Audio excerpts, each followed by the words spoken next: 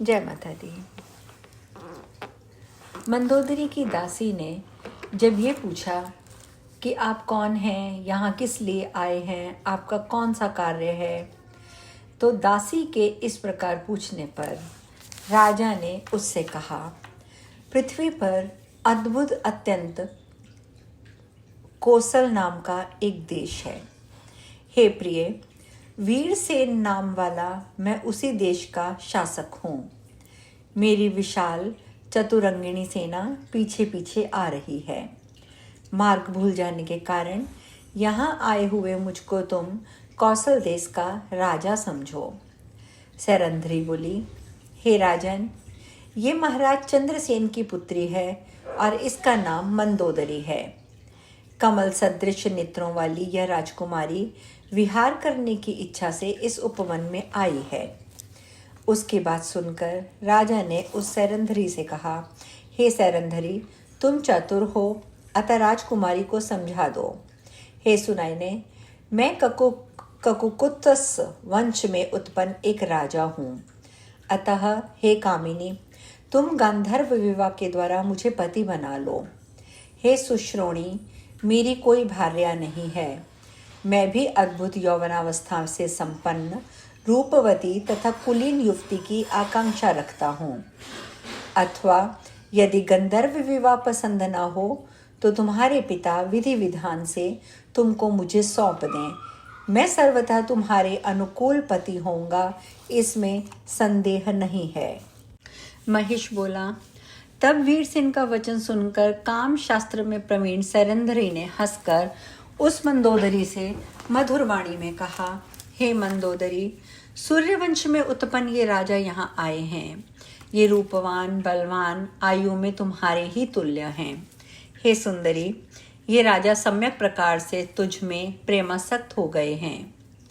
हे विशाल नयनों वाली, तुम्हारी विवाह योग्य अवस्था हो गई है और तुम वैराग्य भाव से युक्त रहती हो। ये जानकर तुम्हारे पिता भी सदा चिंतित रहते हैं।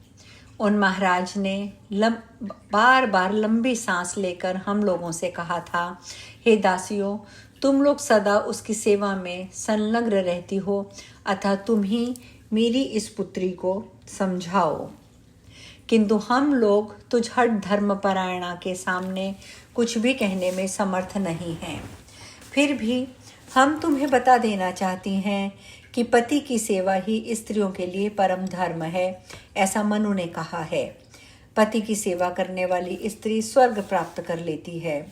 अतएव हे विशाल नेत्रों वाली, तुम विधि पूर्वक विवाह कर लो। मंदोदरी बोली, मैं पति नहीं बनाऊंगी, मैं अद्भुत तप करूंगी। हे बाले, तुम इस राजा को मना कर दो। यह निर्लज्ज मेरी ओर क्यों देख रहा है?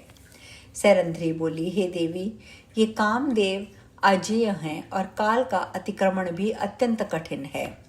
अतएव हे सुंदरी, तुम मेरे इस कल्याणकारी वचन को मान लेने की कृपा करो, अन्यथा तुम्हारे ऊपर कभी न कभी संकट अवश्य पड़ेगा, ये मेरा दृढ़ विश्वास है। उसकी यह बात सुनकर राजकुमारी ने उस सखी से कहा, हे परिचारिके, दैवयोग से जो भी होने वाला है वह हो, किंतु मैं विवाह बिल्कुल नहीं करूंगी, इसमें संदेह नहीं है। महिष बोला। उस राजकुमारी का निश्चित विचार जानकर सैरंध्री ने राजा से पुनः कहा, हे राजन, आप इच्छानुसार यहाँ से जा सकते हैं। ये राजकुमारी उत्तम पति नहीं बनाना चाहती। उसकी बात सुनकर राजा वीरसेन उदास हो गए और उस राजकुमारी के प्रति आसक्ति रहित होकर अपनी सेना के साथ कौशल देश के लिए प्रस्थित हो गए। महिष आगे बोला, उस मंदोदरी की इंदुमती नाम की एक छोटी बहन थी, जो समस्त शुभ लक्षणों से संपन्न और अत्यंत रूपवती थी। जब वह विवाह के योग्य हुई, तब उसके विवाह की तैयारी होने लगी। उसका स्वयंवर रचाया गया। स्वयंवर के मंडप में अनेकों देशों के राजा एकत्रित हुए। इंदुमती ने उनमें से एक बलशाली, रूपवान, कुलीन, शीलवान, समस्त शुभ लक्षणों से संपन्न राजा का वरण कर लिया। उसी समय वह मंदोदरी दैव योग से एक धूर्त, शठ और चातुर्य संपन्न राजा को देखकर कामातुर हो उठी और उस पर मोहित हो गई। उस कोमलांगिनी ने अपने पिता से कहा, हे पिताजी, अब आप मेरा भी विवाह कर दीजिए। मद्र देश के राजा को यहाँ देखकर मेरी उनसे विवाह करने की इच्छा हो रही है। पुत्री के ने एकांत में अपने पिता से जो कुछ कहा उसे सुनकर राजा चंद्रसेन प्रसन्न मन से उसके भी विवाह के कार्य की व्यवस्था में संलग्न हो गए। तत्पश्चात मद्र देश के उस राजा को अपने घर बुलाकर उन्होंने वैवाहिक विधि के अनुसार उन्हें अपनी कन्या मंदोदरी सौंप दी और बहुत सा वैवाहिक उपहार प्रदान किया। मद्र नरेश चारु देशण भी उस सुंदरी को पाकर बहुत प्रसन्न हुए और संतुष्ट होकर स्त्री के साथ अपने घर चले गए। राजाओं में श्रेष्ठ व चारु देशण बहुत दिनों तक उस कामनी के साथ रमण करता रहा। एक दिन वह किसी दासी के साथ एकांत में रमण कर रहा था। सैरंधरी ने ये बात मंदोदरी को बता दी और उसने स्वयं जाकर पति को उस स्थिति में देख लिया। तब उसने मुस्कुराकर क्रोध के साथ राजा को बहुत उपालंब दिया। इसके बाद पुनः किसी दिन मंदोदरी ने राजा को एक रूपवती दासी के साथ एकांत में क्रीड़ा विहार करते हुए फिर देख लिया। ये देखकर उस समय उसे महान कष्ट हुआ। वह सोचने लगी कि जब मैंने इसे स्वयंवर में देखा था तब मैं इस शठ के विषय में ऐसा नहीं समझ पाई। मैंने मोहवश ये क्या कर डाला। इस राजा ने तो मुझे ठग लिया। अब मैं क्या करूं? केवल संताप ही मिला। ऐसे निर्लज्ज, निर्दयी और धूर्त पति के प्रति प्रेम कैसे हो सकता है? अब मेरे जीवन को धिक्कार है। आज से मैं संसार में पति के साथ सहवास से प्राप्त होने वाले सुख का त्याग कर रही हूँ। अब मैंने संतोष कर लिया है। मैंने वह काम कर डाला जिसे मुझे नहीं करना चाहिए था, इसीलिए वह मेरे लिए कष्टदायक सिद्ध हुआ। यदि मैं देह त्याग करती हूँ तो वह दुस्तर आत्महत्या के समान होगा। यदि पिता के घर जाऊँ तो वहाँ भी सुख नहीं मिलेगा और वहाँ पर मैं अपनी सखियों की हंसी का पात्र बनी रहूंगी। इसमें कोई संशय नहीं है।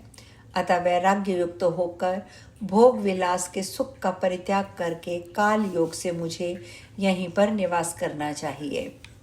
महिष बोला, ऐसा विचार करके वह नारी सांसारिक सुख का परित्याग करके दुख और शोक से संतप्त रहती हुई अपने पति के घर पर ही रह गई। अतः हे कल्याणी, उसी प्रकार तुम भी मुझ राजापति का अनादर करके पुनः कामातुर होने पर किसी अन्य मूर्ख या कार पुरुष का आश्रय ग्रहण करोगी। अतः स्त्रियों के लिए परम हितकारी और सच्ची मेरी ये बात मान लो। इसे ना मानकर तुम बहुत कष्ट उठाओगी, इसमें संदेह नहीं है।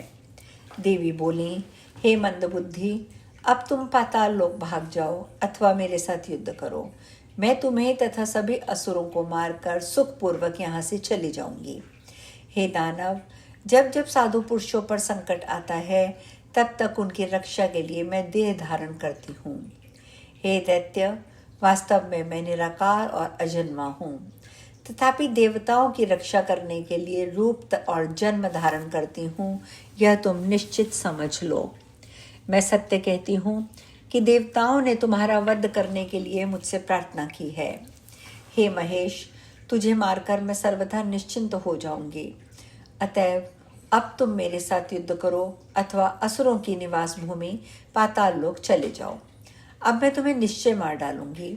ये मैं बिल्कुल सत्य कह रही हूँ। व्यास जी बोले, देवी के ऐसा कहने पर महिषासुर धनुष लेकर युद्ध करने की इच्छा से संग्राम भूमि में डट गया। वह पत्थर पर घिसकर नोकीले बनाए गए बाणों को कान तक खींचकर वेग से छोड़ने लगा। तब भगवती ने कुपित होकर अपने लौह मुख बाणों से उसके बाणों को काट डाला। अब देवी और दानव महेश में भीषण संग्राम होने लगा। वह युद्ध अपनी अपनी विजय चाहने वाले देवताओं और दानवों दोनों के लिए भयदायक था। उसी समय धुरधर नामक दैत्य ने बीच में आकर भगवती को कुपित करता हुआ उन पर अतिशय दारुण और विषैले बाणों की वर्षा करने लगा।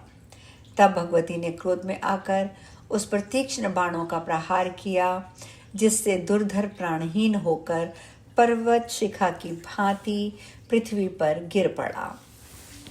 दुर्धर को मृत देखकर शस्त्रों का महान ज्ञाता त्रिनेत्र भी रणभूमि में आकर भगवती परमेश्वरी पर आघात करने लगा, परंतु भगवती ने त्रिनेत्र को भी मार डाला। परंतु तभी अंधक आ गया। उसने अपनी लौहमयी गदा से सिंह के पर प्रहार कर दिया, किंतु सिंह क्रोध में भरकर अपने तीक्ष्ण नखों के प्रहार से उस बलशाली दानव का वध करके उसका मांस खाने लगा।